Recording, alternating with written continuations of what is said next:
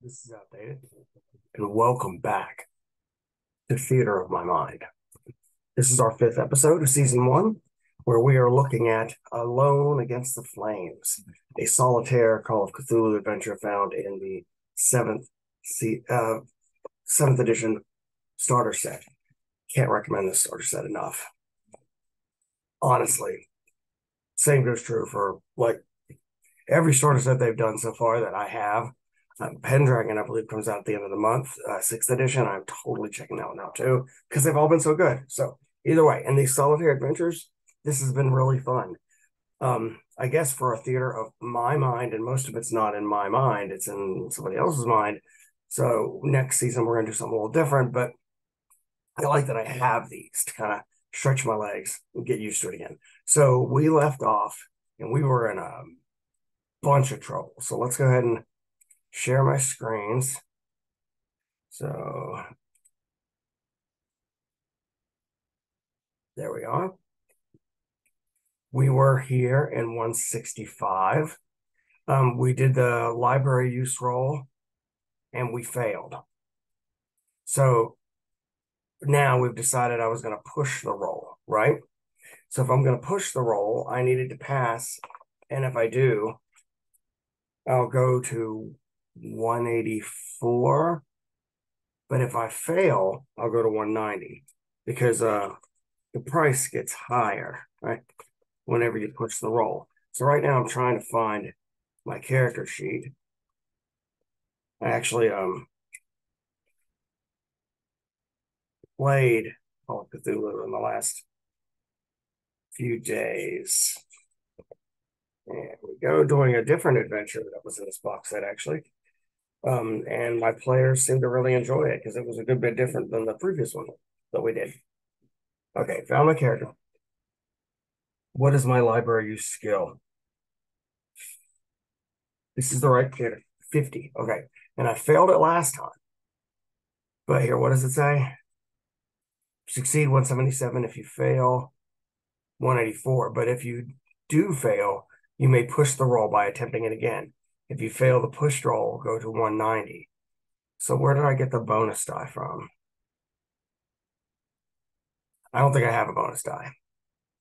So I'm going to get rid of the bonus die. Okay, here we go. This is it. 50 or below. This will probably be our final episode of this season. So let's see if Alastair Wayne can survive. Come on, come on, come on, come on. Alastair Wayne, you are in trouble. We're going to 190. Let's see what happens. The door of the hall clatters open and a group of villagers flood in. They quickly surround you. An older gentleman in suit and bow tie stands behind them. So there you are, he drawls. We were wondering where you had gone. He gives a light wave of his hand. The villagers seize you.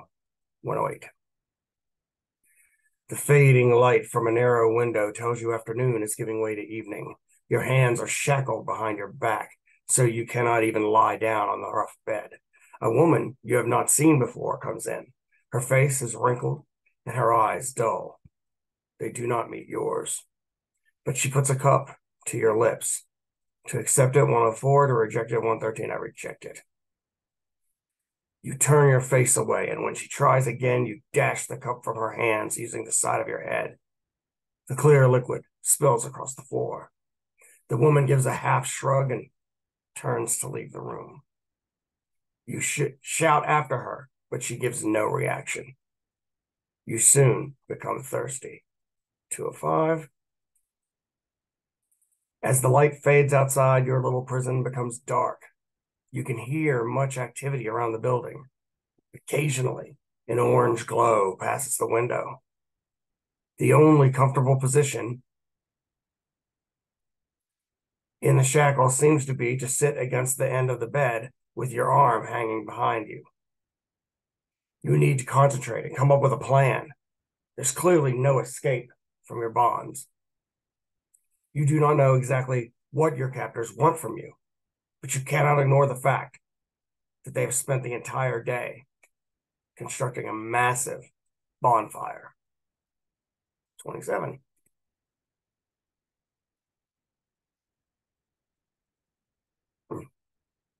The door scrapes, wrenching you back into the moment. Orange light spills into the house from blazing torches held at the threshold. Two large villagers step in and grab you. At least, you assume they are villagers. They wear heavy black cloaks, and their faces and hands are painted entirely black, save only for a red triangle centered on their left eye.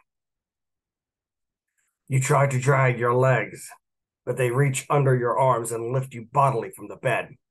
Outside, it seems that the whole village has congregated to see you. Every single one has a blackened face with the red triangle motif. Torches sputter and spill fire. You struggle, but you can't see physical resistance is hopeless. You are marched to the central street and turned to face the beacon. We're at 119. This isn't going to end well, I don't think. All right. The procession down the approach is slow and formal, save when you sense weakness and yank at your captors. A chill touches you when you see three human shapes carried ahead of you, draped in red cloth. It's the three bodies we found. The beacon looms larger and larger, its dreadful silhouette a black triangle pointing to the stars. A low drone begins among the cloaked figures. Unbidden, the word mourners come. Unbidden, the word mourners comes to mind. Smoke from their torches make you cough. You feel heat on your face. And you apparently drink an Atkins beverage.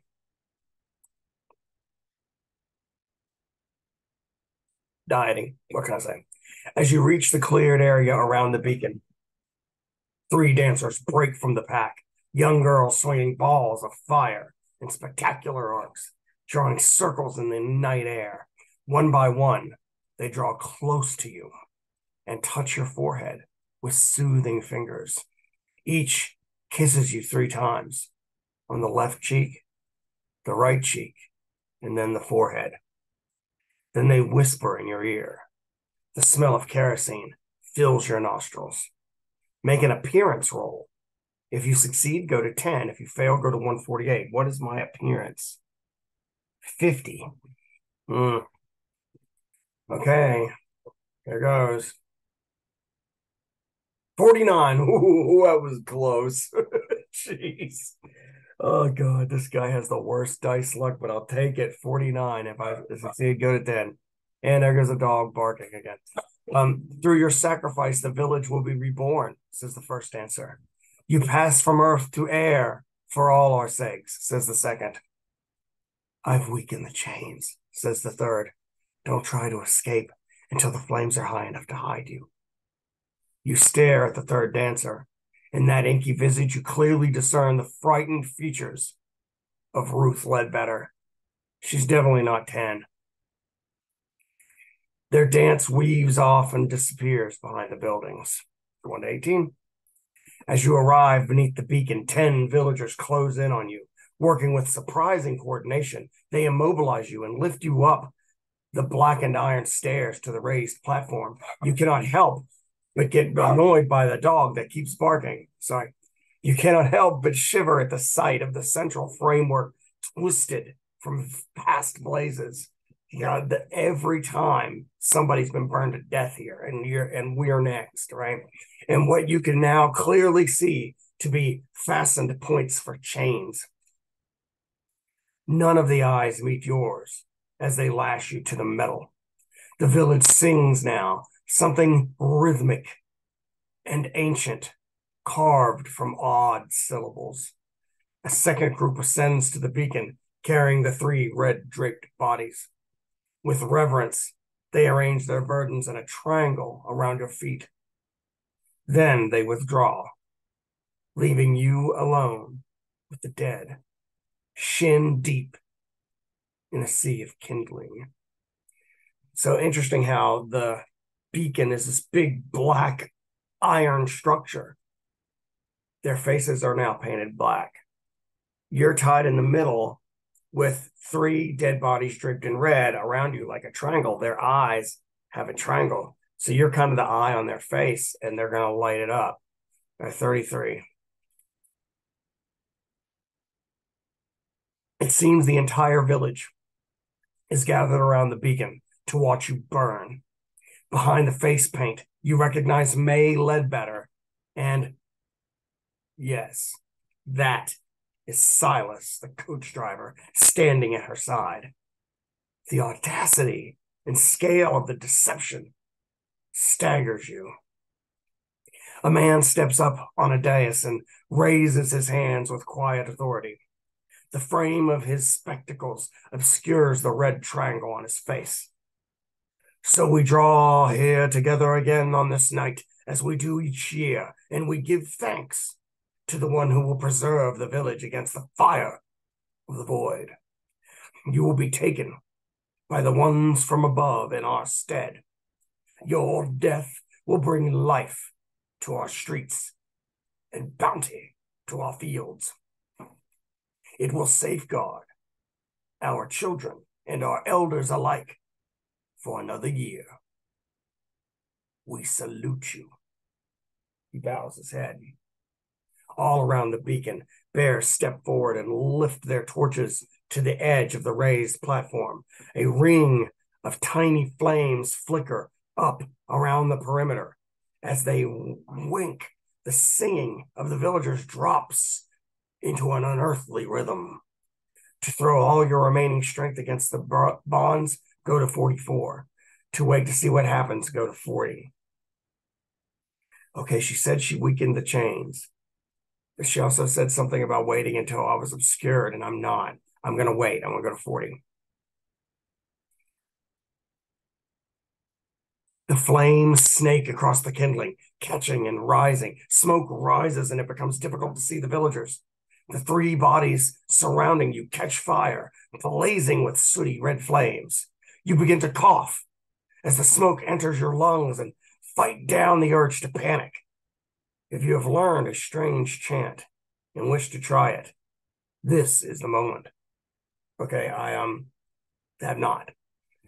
Otherwise, go to 65. Flames lick at your legs. Your eyes water. You're shrouded in smoke. It might be your imagination, but you think you could feel a slight give in the chains. And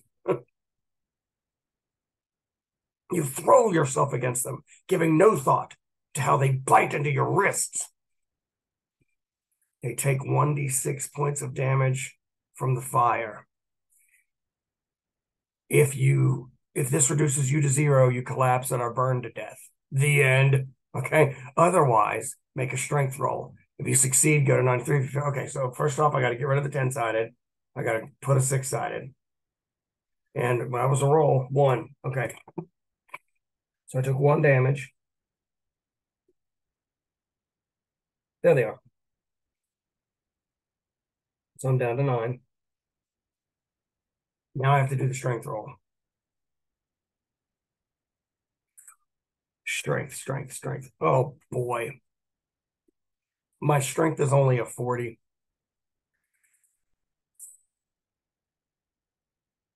Here goes nothing. My eyes are closed. I don't even know what I rolled. Here we go.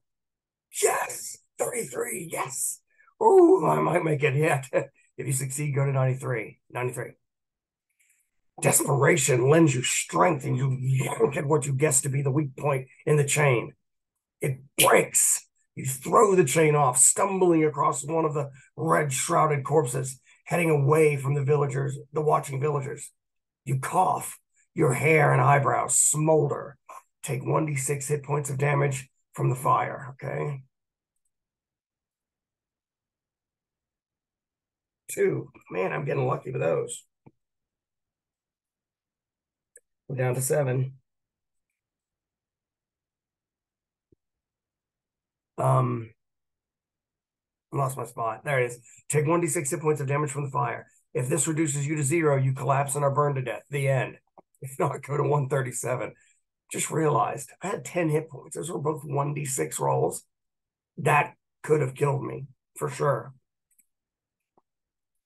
You leap from the conflagration on the far side of the beacon. Your heart lurches momentarily as the sight of the sheer drop beneath you, but you land a few inches short of the edge. You roll to extinguish your burning clothes. Your lungs feel singed. Everything hurts. The chant of the villagers gathers in intensity. You peer around the beacon. They don't seem to have noticed your absence amidst the billowing smoke. Most of them are staring into the sky. So they think I've been burned to death. You crawl as rapidly as you can for the cover of the nearest building. Go to 156. With the villagers assembled at the beacon, the streets are empty, and you are able to pad away from the blaze. You must get out of town before they finish. The chanting seems to accelerate as you round the corner of the southern road. Here, parked against the side of the general store, you have your first piece of luck since reaching Emberhead. A bicycle. You learn to ride one of these in Providence. You settle into the saddle. Your burned flesh protests at the contact. To wait and observe goings on at the beacon, 168. To ride out of town immediately, 185. I'm gone. See ya. Wouldn't want to be ya. So wait a minute. I was supposed to be their sacrifice to protect the town, and I'm not there. What happens? It takes a moment to recapture the skill of riding the bicycle. But after, it's kind of like riding a bike. But after the first turn to the east, there's a long downhill out of Emberhead. You hear screams and crackles above you, but concentrated on balancing and working the pedals in your weakened state. You've had too many hopes dashed in this abomination of a village. You keep your head down and ride away. 20 minutes later, with no signs of pursuit, you stop for a breather at the top of a hill. You can see Emberhead rise in the distance. The entire village appears to be ablaze. The dark column of smoke above it will be visible for many miles. But if the village is as isolated as it seems, help is unlikely to arrive in time. You watch the place burn for 5 minutes. Then you mount the bicycle again and ride towards civilization and dawn. Congratulations, you have survived this adventure. I don't know how, but okay. You may keep your investigator sheet and use it in another Call of Cthulhu scenario. Yeah, right there, that's very different from D&D. I mean, like, they give you permission to be able to use your character again. Because in D&D, it's kind of assumed you're going to live, you know? If you have checkmarked the small box beside any skills, you have the chance to improve them through experience. And I have done that, actually. I've done dodge, drive auto, fighting brawl, and spot hidden. So all 4 of those I have a chance to upgrade. So you know what? Let's do that now. Why not? Because we have just finished, and it all ended in fire. This was pretty awesome. I really enjoyed this. Okay. And this literally is my 4th time going through it, twice myself and twice helping other people. And it has been a blast. Okay, so let's talk about character advancement in Call of Cthulhu. And it really has nothing to do with the story right now, but we're just going to go ahead and do it for fun. All right, so if you successfully use a skill in a given scenario, you put a check mark beside it. You don't get multiple check marks. It's just like 1 per adventure, right? When that adventure is done, for each one there's a check mark, you're going to try to roll and fail the roll of that skill. And if you fail the roll, you get to add 1d10 to the skills level. So, example, my dodge is 60. I'm going to want a 61 or above. If I get that, I will be able to improve my dodge by 1d10. So let's go ahead and try that. So I need a 61 or above. 87. That would be one of them. So I get to improve my dodge by 1d10. How much do I improve it? 9. Dang. Okay. So that went up to 69. I'm sure there's a joke in there somewhere.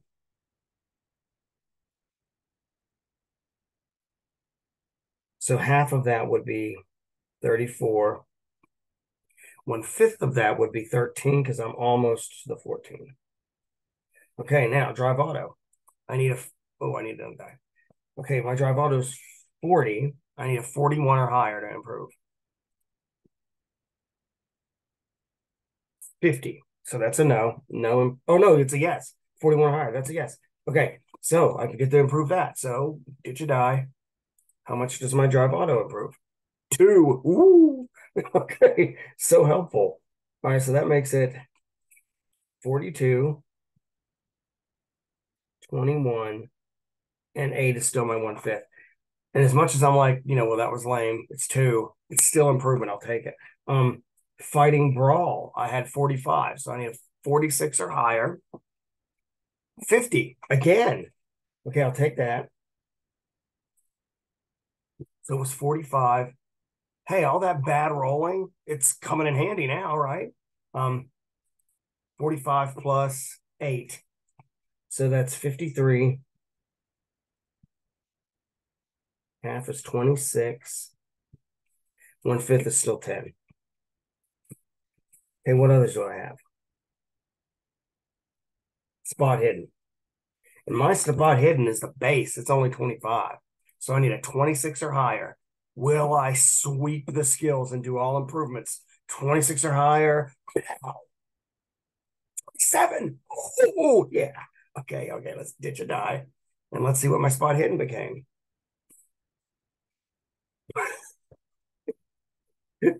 Oh, God. Okay, it went from 25 to 27. That was staggering. That was a huge difference. He lies. So half is 13. 1/5 is still 5. And that's it. We're done. So I hope you enjoyed this episode and this first season of Theater of My Mind. I wanted to give something like this a try for a while, and now we have. I'm going to let this stew. I'm going to let these pop up online and all that, see how it goes. But I know that this is not like what this would usually be like. This was just a chance for me to kind of get used to the format, to get the technology to work. And I mean, I was able to do the online dice roller and all that. And I think it worked really well. It was kind of fun that you guys got to see. Yeah, I was probably going to be screwed, right? And with the bad rolling, but somehow I survived. I know there's a couple of things in there that I've missed, like for sure. In my first playthrough, there was an option there that I could have done, but I never got to that option because I tried to escape a little earlier and made a ridiculously good roll and succeeded, and then made another ridiculously good roll and got away. I guess I used up all my luck on that playthrough, right? But I really enjoyed this. I hope you did too. So if you will be so kind as to hit that like button, subscribe, hit the notification bell. I do uploads every Friday at 1 Eastern time. I don't know if it's local time on YouTube. I don't know how that works, but I know for me, I'm in the East. I do RPG reviews, mostly like books and products. I will be doing adventure reviews soon, including this one actually. I also do unboxings and first looks, and then of course Theater of My Mind. So I hope you enjoyed, and I hope to see you next time on Theater of My Mind. We survived.